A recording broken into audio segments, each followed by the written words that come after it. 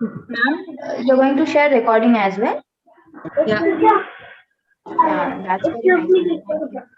Thank you. हाँ right है। अभी यहाँ पर लिखो फिफ्थ वाला, यहाँ से शुरू करो, खुद लिखो। Please don't make noise. Mute yourself. Who is talking with any person? Mute yourself.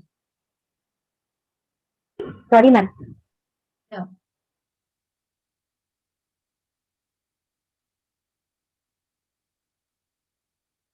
So today we are going to discuss about Kohlberg's theory. Kohlberg's theory on moral development. He is a psychologist, American psychologist, and he's studied on moral development of adolescent boy. Lawrence Kohlberg was one of the first to research the moral reasoning of adolescent boy. ये वो psychologist है जिन्होंने moral development बच्चों में किस प्रकार होता है उस पर इन्होंने थियरी डेवलप की है, रिसर्च किया है। रिसर्च करने के बाद उनका जो कंक्लूजन आया उस पर उन्होंने थियरी बनाई है। तो क्यों बनाई इनकी थियरी किस लिए जानी जाती है? To develop this theory he used a series of hypothetical dilemmas and focused on the process of how individuals make moral judgment and not the content of these decisions. तो जैसा कि as we know Piaget's theory, Piaget gave us 4 stages. उन्होंने बच्चे का growth किस प्रकार होता है, उसका बुद्धि का विकास कैसे होता है, कॉग्निटिव डेवलपमेंट कैसे होता है, इसके लिए ही गेव अस 4 स्टेजेस। उन 4 स्टेजेस में से 3 स्टेज जो है pre operational, concrete and formal, उन 3 स्टेजेस को इन्होंने और ज्यादा इलेबोरेट किया, 3 में से 6 बनाए और उन्होंने ये बताया कि चाइल्ड जब जन्म लेता है और फिर उसके बाद धीरे धीरे बड़ा होता है तो उसमें मॉरल डेवलपमेंट भी सडनली नहीं हो जाता है। मॉरल डेवलपमेंट भी धीरे धीरे कॉग्निटिव डेवलपमेंट के साथ साथ मॉरल डेवलपमेंट भी चालू रहता है, चलता रहता है। तो इनकी जो थियरी है, the theory is a 6 stage sequence grouped into 3 levels. तो इनकी थियरी किस पे डिपेंड है? Moral development. तो ये it is very necessary to know what is moral development, what is moral values. There are so many moral values, हमारे पास so many moral values है जो हम सीखते हैं, बच्चों को सिखाते हैं। ऑनेस्टी, ट्रूथ एंड सेवा भाव सिखाते हैं, हैप्पीनेस सिखाते हैं, हेल्पफुलनेस होना सिखाते हैं, कोऑपरेटिव होना सिखाते हैं। तो एंड शेयर करना, respect to another person, respect to elder peoples, trust and support, ये सारी जो बातें हैं वो मॉरल वैल्यूज है।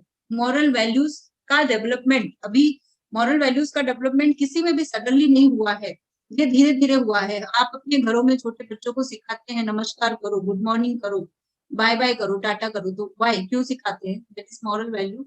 हम धीरे धीरे उनमें डेवलप करना चाहते हैं कि वो सीख जाए। कोई हमारे घर पे आता है तो उसके पैर छूना है, कुछ लोग ये सिखाते हैं, कुछ लोग गुड मॉर्निंग करना सिखाते हैं, कुछ नमस्ते करना सिखाते हैं, कुछ प्रणाम करना सिखाते हैं। तो क्यों सिखाते हैं? ताकि आगे चल के भी जीवन में वो ये काम करता रहे। इसे हम एक गुड वैल्यू कहते हैं। और उसके बाद बड़ों को एक गिलास पानी देना, ये भी हम सिखाते हैं। तो ये सभी मॉरल वैल्यूज है। तो कोलबर्ग की जो फुल थियरी है वो हम ये स्ट्रक्चर में, डिजाइन में देख सकते हैं। इसमें पूरी तरह से उसका एक डायग्राम दिखाई दे रहा है। Kohlberg theory on moral development, Kohlberg का नैतिक विकास का सिद्धांत। कोलबर्ग ने किसकी बात की है? नैतिक विकास की बात की है कि स्टूडेंट, बच्चा जब जन्म लेता है उसके बाद कुछ समय के बाद उसमें हम मॉरल वैल्यू, जब वो बोलना सीख जाता है तो हम डालना शुरू करते हैं, उन्हें सिखाना शुरू करते हैं। तो इन्होंने 3 स्टेजेस बताए हैं, लेवल 1, लेवल 2, लेवल 3। 3 लेवल्स में डिवाइड किया है, 3 स्तर में डिवाइड किया है और नीचे से लेकर ये ऊपर की तरफ जाता है। नीचे यानी बच्चा छोटा होता है, चाइल्ड जो है, इन्फेंट जो है वो 1 ईयर का होता है, 1.5 ईयर का होता है, तभी उसमें वो वैल्यूज डाले जाते हैं। तब से हम सिखाना शुरू करते हैं ना। कल हमने बात की थी कि 0 to 2 ईयर, बट अब आज हम बात करेंगे कि 1 से उसमें हम वैल्यू डालना शुरू करते हैं। तो यहाँ हम बात करते हैं फर्स्ट लेवल की, प्री कन्वेंशनल, जो कि डिपेंड करता है वैल्यूज इन एक्सटर्नल इवेंट्स पर। Second level is conventional, performing right roles, and third level is post conventionalist, shared standards, right and duties. जब लोग अपनी राइट और ड्यूटी समझने लगते हैं, अपने अधिकार और अपने कर्तव्य को समझने लगते हैं, तो इन्हीं पॉइंट्स को जो साइड में लिखे हुए हैं, first point stage 1 punishment and avoidance, getting second one getting what you want by trade of, ये जो पॉइंट्स यहाँ पे लिखे हुए हैं, आगे हम इसको डिटेल में देखते हैं वन बाय वन। ओके, हाँ, so first point is there are first points level 1 and level 1 में से first point वो क्या है? लेवल 1 का फर्स्ट पॉइंट, ये थोड़ा फोटोज डिस्टर्ब करते हैं। हाँ, यस, तो लेवल 1 जो है उसे हम देखेंगे इन स्टेट, जिसका नाम है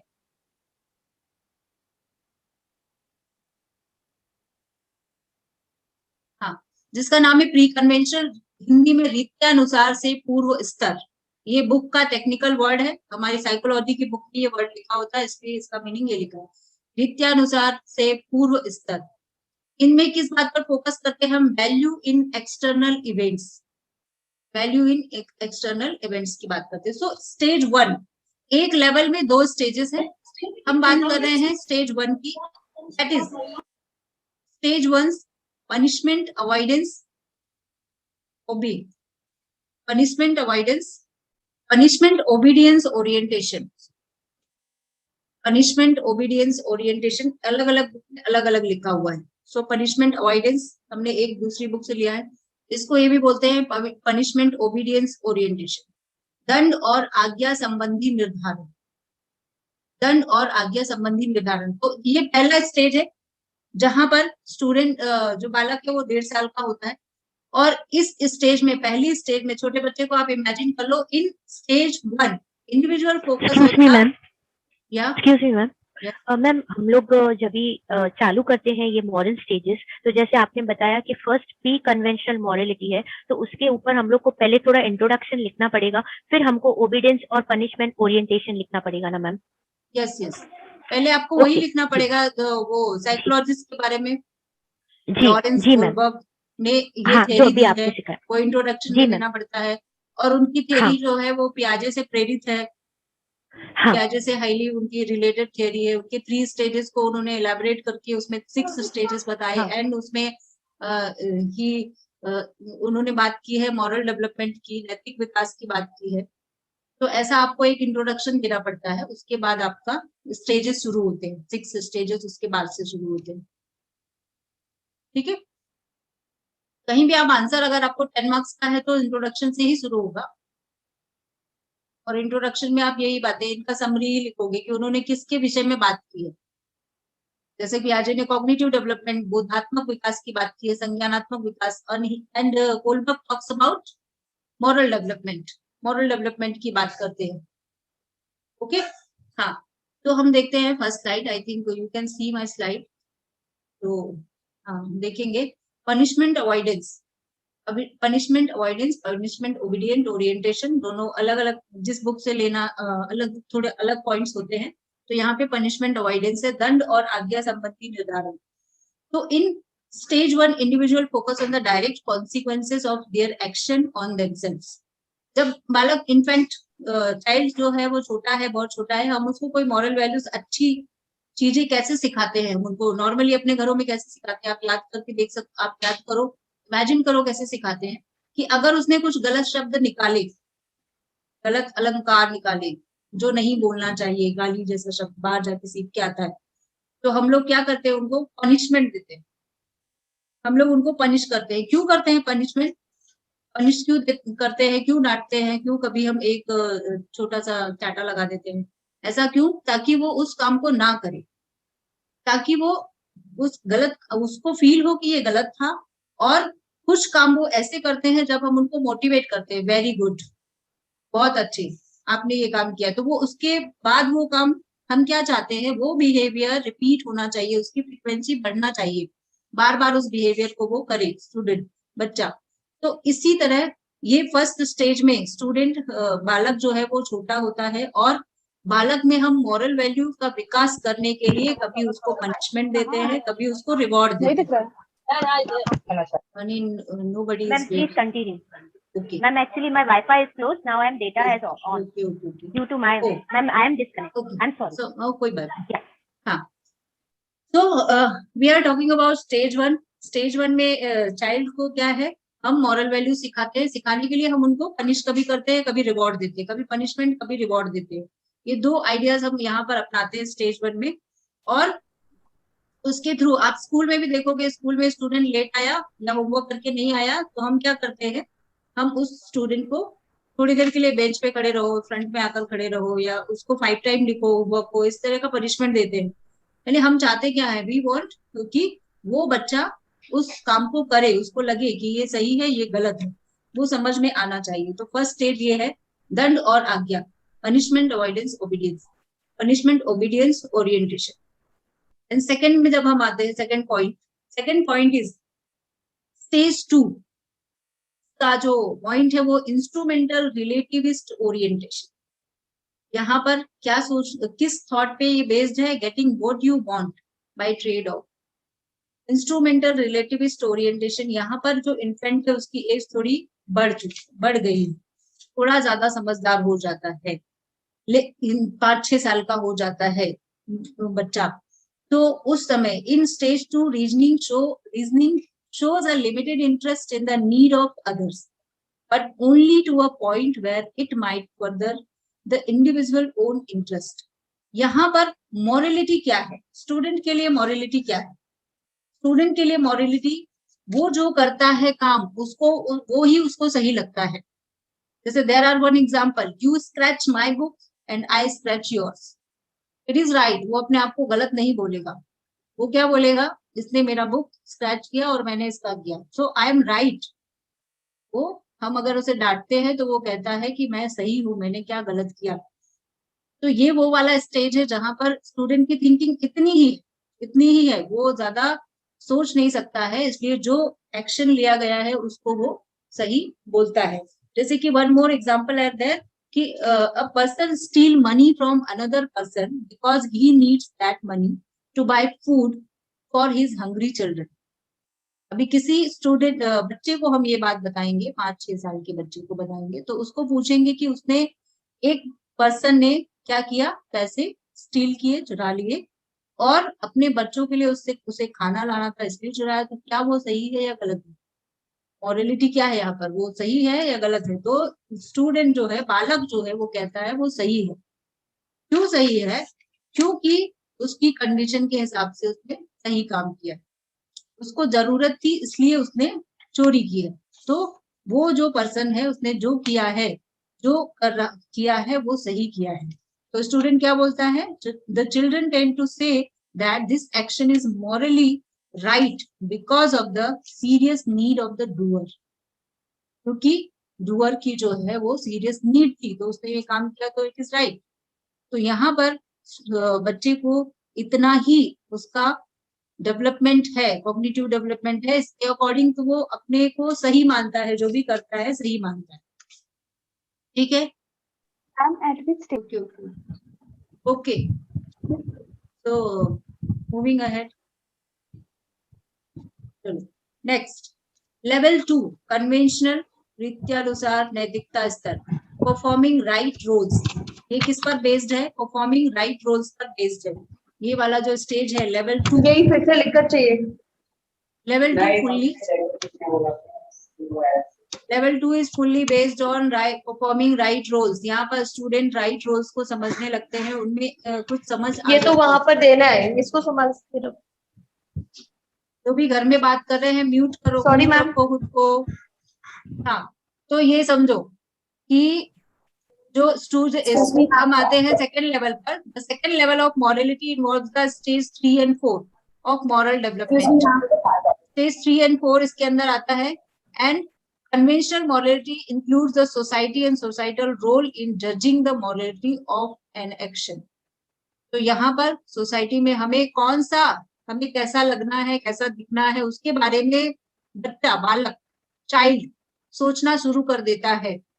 अभी तक वो अपने आप में ही रहता था, अपना, मेरा सामान, मेरी मम्मी, मेरे पापा, इतना ही सोचता था. लेकिन इस स्टेज पर आने के बाद यानी 7 to, जैसे कल हमने एज का देखा था 7 to 11, 7 to 11 के जो बच्चे हैं वो यहाँ पर इस स्टेज में होते हैं पियाजे के अकॉर्डिंग। तो वो क्या सोचने लगते हैं यहाँ पर स्टेज 3 पर, क्या सोचते हैं? स्टेज 3 का first point is good boy nice girl orientation, good boy nice girl orientation, meeting expectation of others. यहाँ पर क्या चाहिए उनको? दूसरों से कुछ अपेक्षा है, दूसरों से कुछ एक्सपेक्टेशन है बच्चों को, पेरेंट्स से, उनके नेबर्स से, उनके जो अंकल आंटी होंगे घर में, अगर जॉइंट फैमिली है तो उनसे। वो क्या सोचते हैं स्टेज 3 में? क्या सोचते हैं कि वो सोचते हैं कि मुझे कोई गुड बॉय बोले, गुड गर्ल बोले। वो इसके लिए क्या करते हैं? काम भी करते हैं। जैसे सपोज दिवाली आ गया और घर के लोग, सारी फैमिली के लोग सफाई कर रहे हैं और सफाई करने में वो भी लग जाते हैं 7 to 11, और सफाई करते करते सपोज उनसे कुछ टूट जाता है, गिर गया, बहुत महंगा वॉच था वो टूट गया, हम सफाई कर रहे तो वो भी करने लगे। वो क्यों करने लगे? वो उनको एक्सपेक्टेशन थी कि मेरी मम्मी बोले कि very good, you are good girl, तुमने बहुत अच्छा काम किया, उनको वो एक्सपेक्टेशन थी।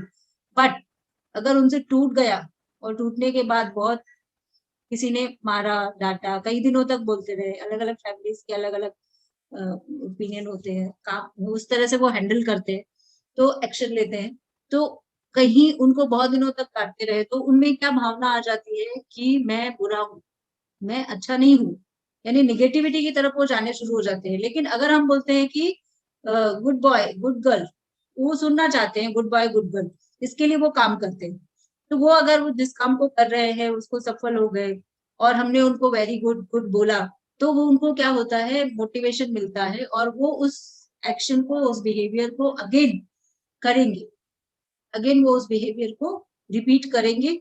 और उनकी एक्सपेक्टेशन यही होती है कि लोग हमको गुड वेरी गुड बोले। यानी इस जो स्टेज है यहाँ पर उनका जो है respect, gratitude and golden rule को वो समझने लगते हैं कि रिस्पेक्ट क्या होता है, ग्रेटिट्यूड क्या होता है। किसी ने कुछ दिया तो थैंक यू बोलना, किस एज के बच्चे बोलते हैं आप सोच सकते हो। हम धीरे धीरे सिखाते सिखाते और अपने आप बोलना शुरू कर देते हैं 7 to 11 के बच्चे। तो यहाँ पर बच्चे क्या सोचते हैं? I want to be liked and thought well of, apparently not being naughty makes people like me। वो सोचते हैं कि मैं तो बनना चाहता हूँ, ऐसा बनना चाहता हूँ कि लोग मुझे पसंद करें और मैं अच्छा काम करना चाहता हूँ, लेकिन पता नहीं क्यों लोग, शायद मैं अच्छा जो नॉटी बिहेवियर को छोड़ दूं तो लोग मुझे पसंद करेंगे। ऐसे थॉट्स उनके मन में जन्म लेते हैं जो उनको मॉरलिटी की तरफ लेकर जाते हैं। तो ये वो स्टेज है जहां पर आपके घर में इतना बड़ा कोई बच्चा है तो आप उनको डेली बोलो वेरी गुड गुड, जो वो अच्छा करते हैं उस पर ध्यान दीजिए, उस पर ध्यान देने के बाद उनको वेरी गुड और गुड बोलिए, उनको अच्छा लगेगा, क्योंकि वो इसी एक्सपेक्टेशन में होते हैं इस एज के बच्चे, इस स्टेज में। Now look at stage 4। Stage 4 fulfilling duties and upholding laws और लॉ एंड ऑर्डर ओरिएंटेशन। इनका इसका जो मेन पॉइंट है वो है law and order orientation. Law and order orientation, नियम तथा व्यवस्था निर्धारण। अभी जो इसी एज में 7 to 11 की ही बात करेंगे। तो in the stage 4 it is important to obey laws, dictums and social convention because of their importance in maintaining a functioning society। तभी हम जिस सोसाइटी में रहते हैं, हम जिस समाज में, देश में रहते हैं, वहां पर कुछ लॉज है।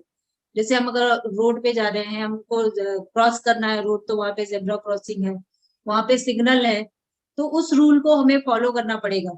स्टूडेंट स्कूल में जाता है तो स्कूल में जाने के लिए उसे क्या फॉलो करना पड़ेगा? स्कूल के टाइम पे पहुंचना है। प्रेयर होती है तो प्रेयर में आपको वहां पर अटेंड करना है। प्रेयर ऐसा नहीं है कि क्लास में ही बैठे रहोगे, असेंबली है तो वहां पे जाना है। प्लेग्राउंड के टाइम में खेलने के लिए बोला गया तो आप वहां पे जाओगे। टाइम टू टाइम कभी भी टिफिन नहीं खाना शुरू करोगे। तो ये रूल्स है।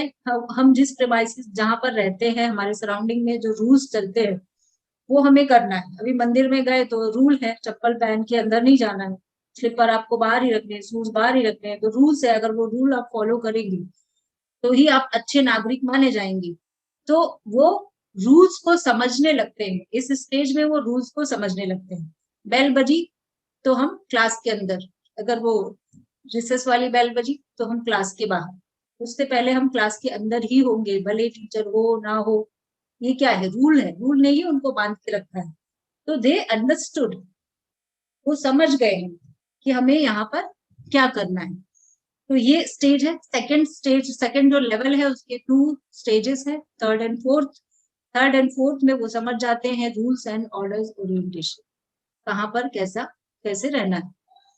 उसके बाद next level 3 last 10 minutes is there, I think 10 minutes में हम कवर कर लेंगे। तो लेवल 3 पोस्ट कन्वेंशन, हिंदी में रीत्यानुसार पश्चात स्तर। तो यहाँ पे किस बात पे ध्यान देना है, shared standard right and duties. यहाँ पर 11 to 15 और उसके आगे आगे आगे सारे टीनेजर्स इसमें आ जाते हैं।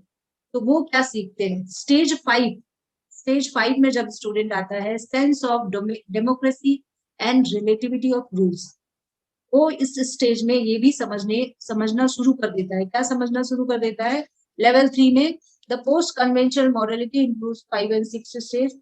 This is mainly concerned with the universal principle that relate to the action done. ये मेनली किससे जुड़ा हुआ है, यूनिवर्सल प्रिंसिपल से जुड़ा हुआ है, जो रूल्स सभी के लिए होते हैं, जिसमें सबका भला होता है।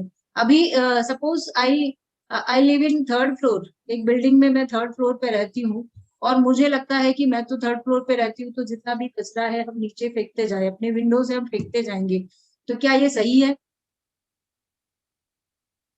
हमारा घर तो साफ रहेगा उससे, तो हम ऐसा करेंगे तो क्या ये सही है? नहीं। तो ऐसा करेंगे तो सही नहीं है। क्यों सही नहीं है? हमारा घर तो साफ रहेगा, लेकिन जो नीचे रहते हैं, ग्राउंड फ्लोर में रहते हैं, उनको दिक्कत है। और एट लास्ट कुछ समय के बाद जब बहुत ही गंदगी हो जाएगी तो हमको भी दिक्कत है, वहां जो बीमारियां जन्म लेंगी उससे हमको भी दिक्कत होने वाली है। तो हम ऐसा नहीं कर सकते। इसलिए समाज में रूल होता है कि को गणपति फंक्शन है, कुछ है, तो आप 10 बजे तक ही आपको ये बना के रखना है, साउंड अप कर सकते हैं, 11 बजे तक ही कर सकते हैं, रूल है। तो इस रूल को हम क्यों फॉलो करते हैं? ताकि जो हमारे आसपास है, कुछ बीमार लोग होंगे, कुछ बूढ़े लोग होंगे, कुछ ऐसे लोग होंगे जिनको इतने साउंड वो बेयर नहीं कर सकते हैं, तो इसके लिए उनका भी ध्यान रखना जरूरी है।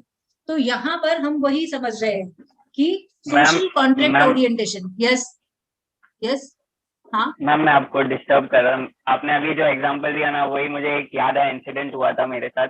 मैं नीचे खड़ा था, फ्रेंड के साथ बात कर रहा था, और किसी ने ऊपर से 4th फ्लोर से चिकन या कुछ फेंका, एंड नीचे वो मेरे जस्ट बाजू में गिरा। तो मतलब माइंड डिस्टर्ब हो जाता है, एवरीथिंग गेट डिस्टर्ब। वो एक्चुअली नहीं होना चाहिए। वही है, वो उनको घर पर ही फेंकना चाहिए। जो बाहर फेंकते हैं वो एक्चुअली किसके ऊपर गिर सकता है कुछ, वो बहुत बुरा होता है। वो बुरा है। सही बोला आपने। सॉरी। नहीं सॉरी क्यों, बहुत अच्छी बात है। डिस्कशन तो होना ही चाहिए। अभी हम ऑनलाइन में नहीं कर पाते हैं, ऑफलाइन में तो बहुत डिस्कशन करते, और ये लेक्चर 3 दिन भी चल सकता था। तो आप लोग अपना ओपिनियन दे सकते हो, नो प्रॉब्लम। हाँ, जहाँ भी किसी को लगता है एग्जाम्पल है उनके पास, आपके आइडियाज है, तो you can share with me. जैसे एग्जाम्पल के लिए हमारे कॉलोनी में भी एक आंटी लोग आती है, 3-4 आंटी आती है, पूरा बिल्डिंग साफ करती है। हमारे बिल्डिंग के पीछे ही एक गटर है। जितने भी जो फ्लोर होते हैं, 1st floor, 2nd floor, 3rd floor, 4th floor, ये हमारे में फ्लोर होता है। वो जब भी साफ सफाई करती है ना मैम, उसी टाइम पे कोई ऊपर से कुछ भी सामान फेंक देता है और आंटी के ऊपर जाता है, या कुछ भी गंदगी चीज फेंकते हैं, वो डायरेक्टली उनके सर के ऊपर जाता है या उनके कपड़े पे गिरता है। यहाँ तक कि मैंने एक बार नोटिस मैंने खुद की थी मैम, कि वो साफ सफाई कर रही थी, तो किसी आदमी ने इनके ऊपर थूक दिया था। आंटी को इतना गुस्सा आया था, आंटी ने बहुत कुछ बोला। ये अच्छी बात नहीं है मैम, अच्छी बात नहीं है। सबके पास आती है, उनके घर के पास आती है कि सब कचरा उठाती भी आंटी। तो सही बात है। तो इस स्टेज में जो बच्चे होते हैं, बच्चे यहाँ पर लेवल 3 वो चीज हम देख के सीखते भी है बच्चे लोग हम लोग को।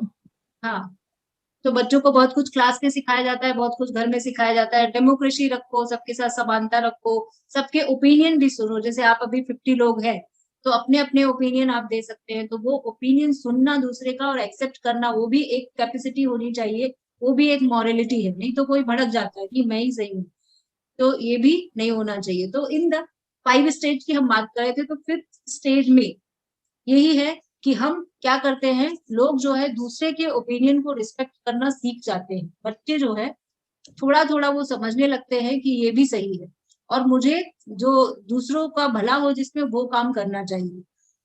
मेरा भला हो वही नहीं करना चाहिए, दूसरों का भला हो वो करना चाहिए। तो उनमें थोड़ा हेल्पफुलनेस की नेचर क्वालिटी आनी शुरू हो जाती है, थोड़ा कोऑपरेटिवनेस, प्रोजेक्ट वर्क, उनको स्कूल में प्रोजेक्ट वर्क दिया जाता है, वो करना शुरू कर देते हैं।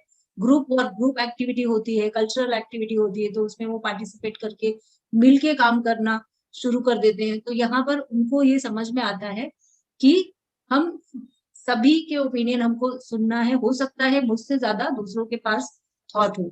तो फिफ्थ स्टेज का यही कहना है, social contract orientation. In this stage the person looks at various opinion and values of different people before coming up with the decision on the morality of the action.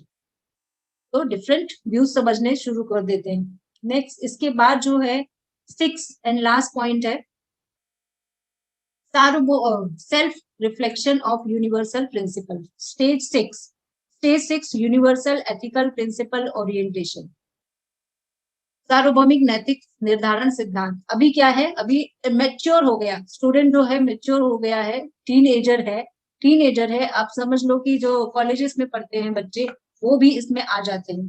तो उनके क्या views होते हैं। अभी यूनिवर्सल, अभी तक तो हम अपनी सोसाइटी तक सोचते थे, अपने नेबर तक सोचते थे, अपने स्कूल में जिससे मिलते थे वहां तक सोचते थे।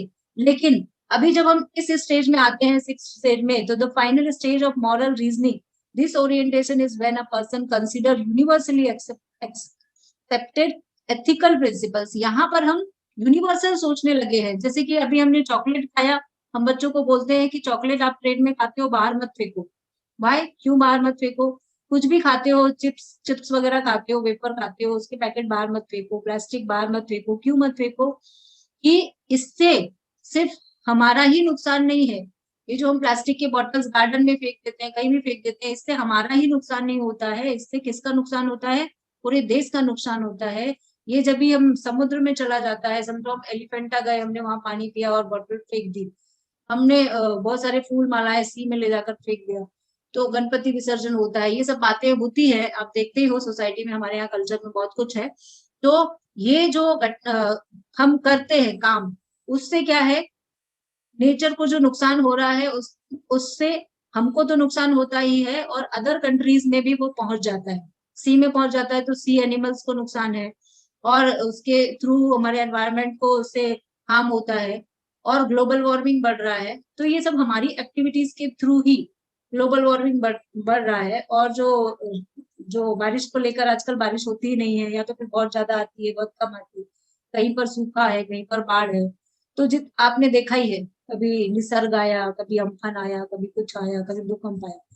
तो इसके लिए भी ह्यूमन बीइंग ही रिस्पॉन्सिबल है। तो इन दिस स्टेज, यानी स्टेज नंबर 6 पर जो लोग है, जो बालक है, वो उसकी थिंकिंग इतनी हो जाती है, वो सोचने लगता है कि जो काम मैं कर रहा हूँ उससे यूनिवर्सली कितना लोगों को फायदा होने वाला है, कितना नुकसान होने वाला है। तो उसके अकॉर्डिंग वो डिसीजन लेता है और काम करता है। जैसे प्लास्टिक बैन, तो बहुत सारे बच्चों को स्कूल में सिखाया गया, वो चॉकलेट कहीं पर कुछ खाते थे तो बैग में रख के घर लाते थे।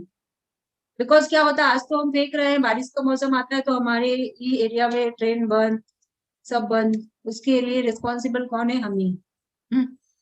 तो now less than 1 minute only. तो ये रहा हमारा 6 स्टेज। नाउ लास्ट पॉइंट हम बात करेंगे एजुकेशनल इम्प्लीकेशन की, एंड बंद हो जाएगा तो लेक्चर एंड हो जाएगा। तो इस थियरी का एजुकेशनल इम्प्लीकेशन क्या है, यानी टीचर इसको यूज कैसे करेगी अपने क्लासरूम में। So teacher can help children advance to the stage of moral development by allowing them to freely problems